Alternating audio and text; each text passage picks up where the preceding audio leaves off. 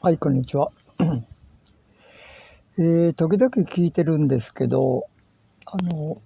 テレフォン人生相談、あ、いろんなことで悩み苦しんでる人が非常に多いのかなと思います。その中でこの針のむしろというタイトルがありましたんで、聞いてみたんですが、内容はそうではないんですけど、それについていろいろ少し考えまして、考えてたらいろいろ思い出して、それを喋ろうかと。で、針のむしろなんですよ。我々がおぎゃーと生まれて、4歳5歳ぐらい超えるとですね、自我、私という自我ができてですね、でき始めて、その自我、エゴとも言いますが、その自我というのは私と私以外のものを別だという認識で自己防衛、自己保存をひたすら、求める、自己中心的な、自己イメージ、欲望ですね。欲望、憎しみ、悲しみ、すべて。で、人生は針のむしろであるということが本当に分かってる人と、いや、そうでもないよと。食べることは楽しいし、おいしいものを食べれば幸せだし、気に入った友達と好きなことをしてればハッピーだわと。そういう面を拡大して人生観として捉えている人が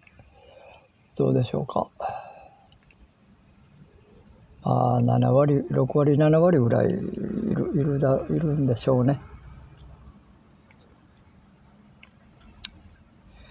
で、コインの裏表と言われているように、私はハッピーだって言ってるということは、そのコインの裏を見るとですね、そういうことをしていないとハッピーじゃないということが必ず背中にべったりと張り付いているわけです。で、美味しいっていうことは美味しくないという、まずいと、あるいは空腹というのが必ずあって、空腹だから食べたくなり、食べて美味しいと。で、美味しいだけは存在しないし、楽しいだけは存在しない。二元性の世界なわけです。この世は。で、針のむしろ、さまざまな針のむしろの上を飛び回ってるんですけども、人生は短い暇つぶしのゲームであるというところまで達観するとですね、達観した人は針のむしろも針のむしろとは感じなくなる。むしろ針のむしろが心地よ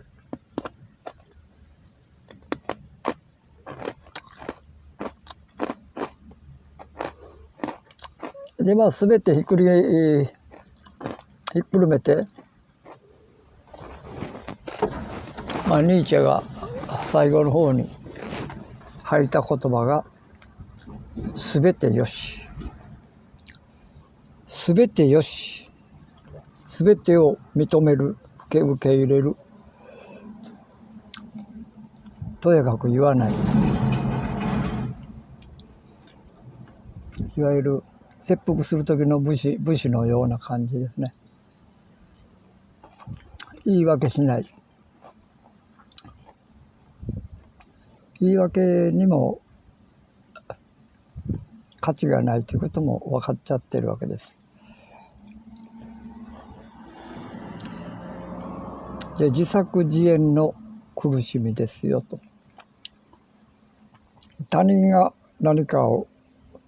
あなたを苦しめようとしてやってるわけではなくて、その人間関係で起きたことの内容をくよくよ悩む苦しむのは自分自身の、考え思いであって、その人間関係そのものは中性というか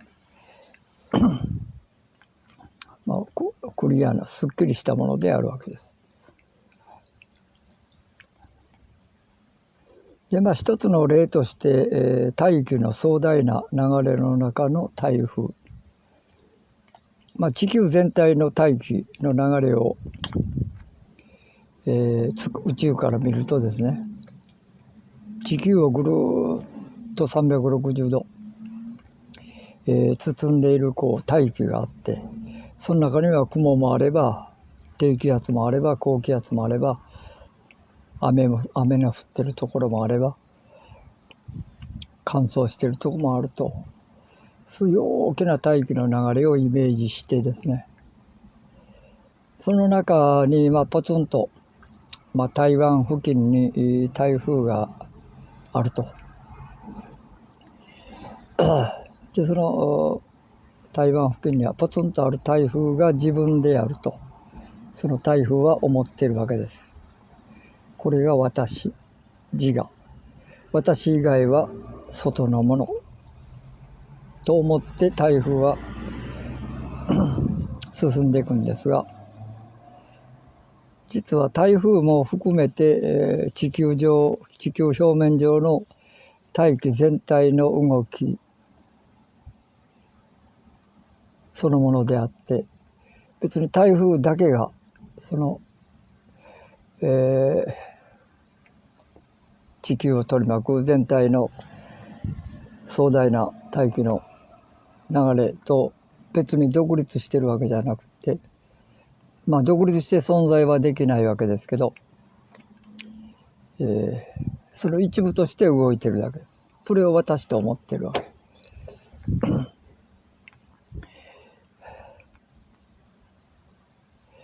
親の勝手、この理想、この都合親は子供に対して、こういう子供であってほしい、こういうふうに生きていってほしいとかですね、思ってるんですけど、それ親のエゴですね、わがままであると。子供も同じでなんで私の親はこんなんだろうと、なんとかさんのお父さんみたいな、なんとかさんのお母さんみたいな親だったらどんなに良かっただろうと、子供は勝手にそういうイメージを描くわけです。お互いに自己都合で自分に都合のいい親、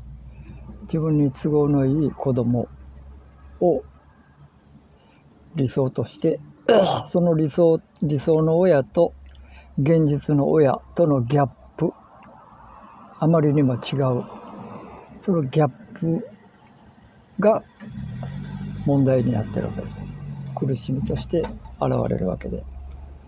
理想の親像もなければ理想の子供像もない場合、ギ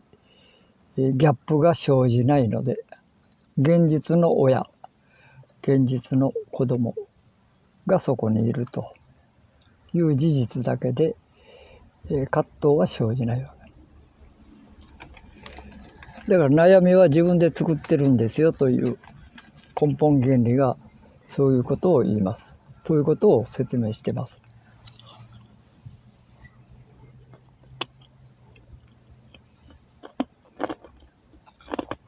あと自爆霊、よく使われる自分を縛ってる霊というのがあると言ってますけど、そんな霊とか霊魂とかいうものがあるわけじゃなくて、自爆霊っていうのは自我ですよ。独りよがり、自己中心的考え方、自我のことを自爆霊と呼んでる。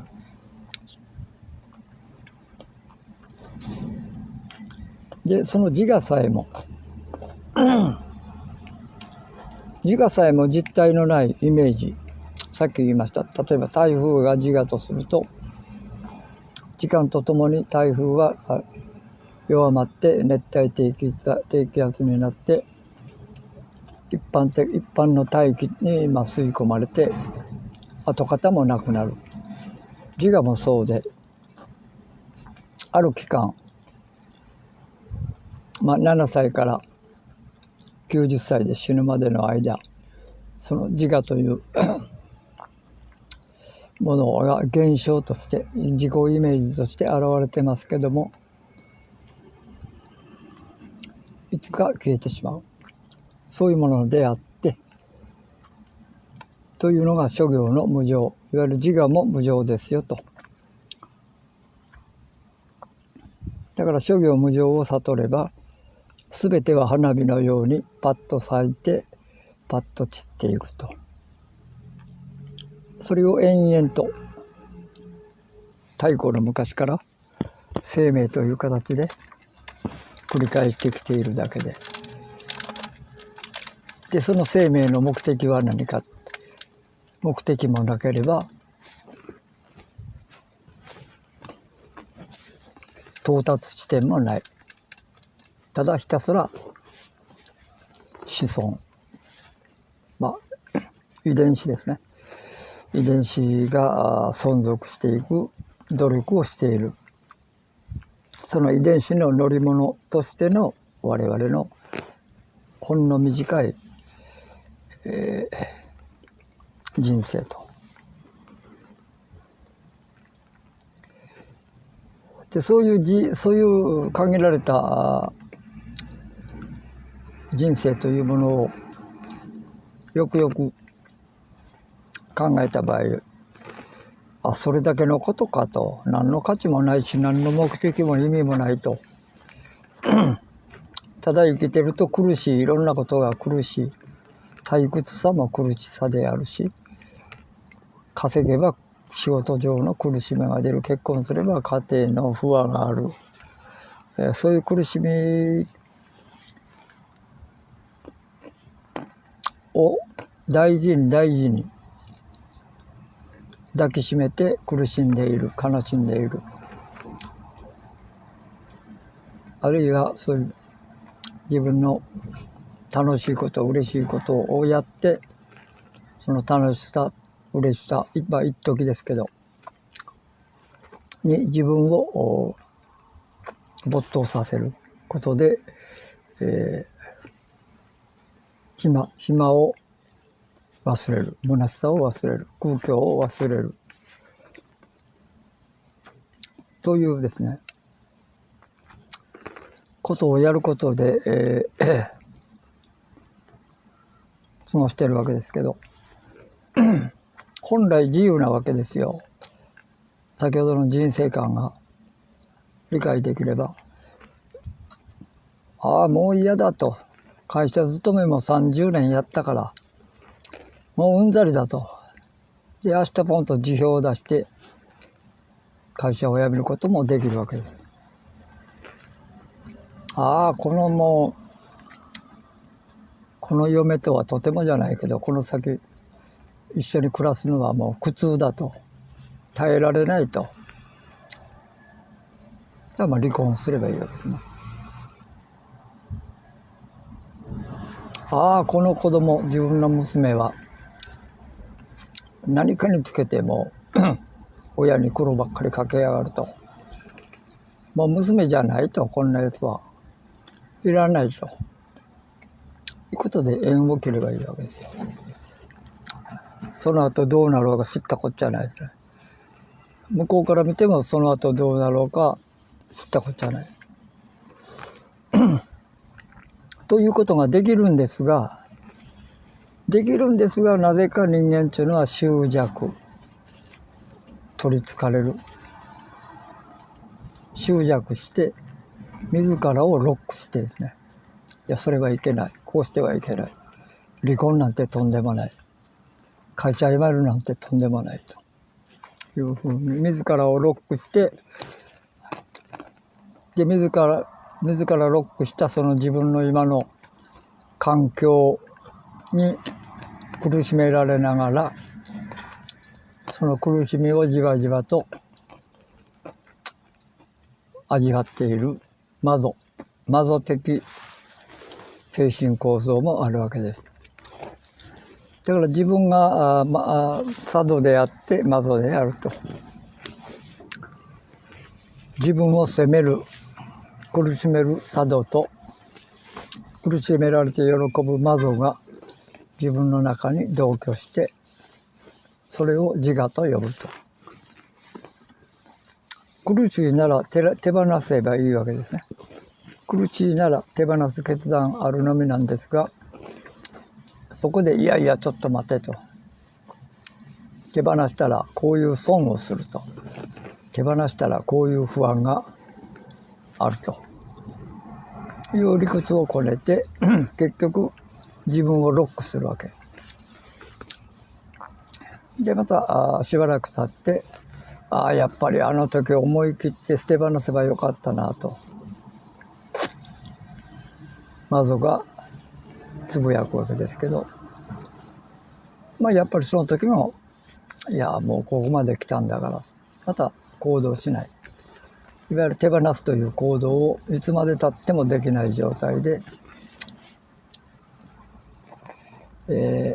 そのうち体力気力が衰えて現状維持でこの世とさようならということになります。それ悪いって言ってるんじゃないんですよ。それはそれでいいんですけど、人それぞれで、さっきも空を見てたんですが、青い広い空ですね。雲が浮かんで、あと果てしなく続く大地、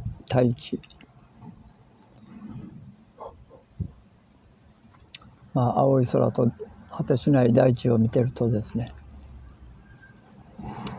無限の可能性を感じるわけですよ。無限の生き方があるんだなと。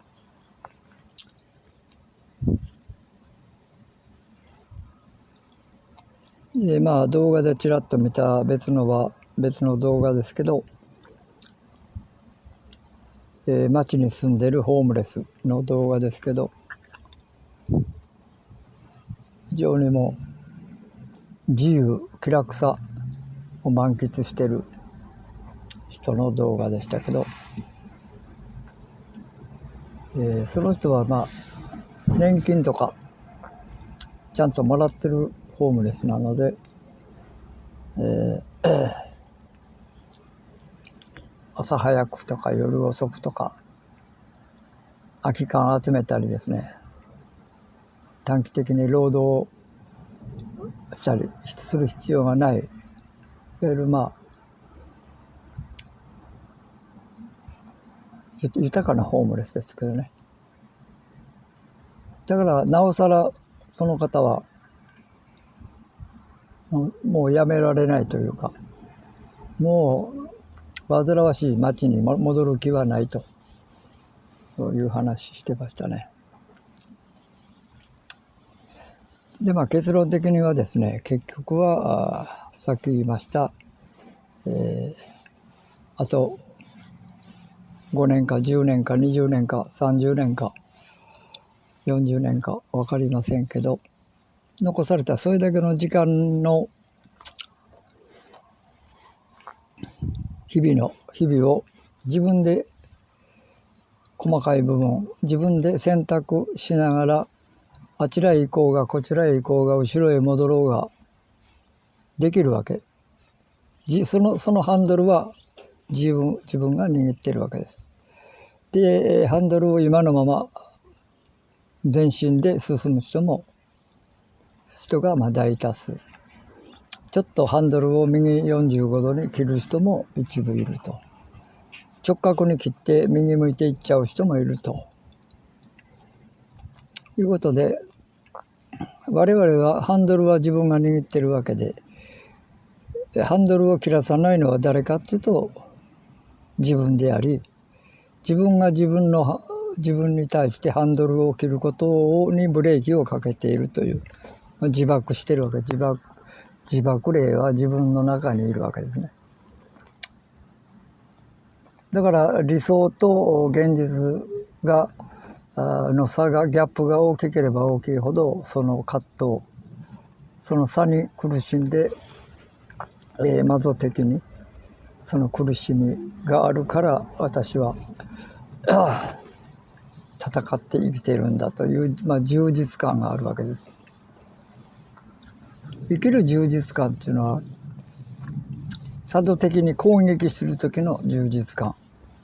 魔女的に攻撃される時の満足感、2種類がやはりコインの裏表のように我々の心の中に同居しているわけです。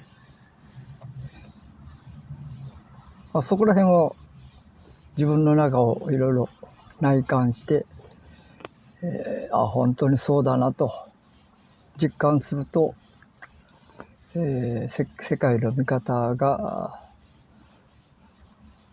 一気に広がりますということです。以上です。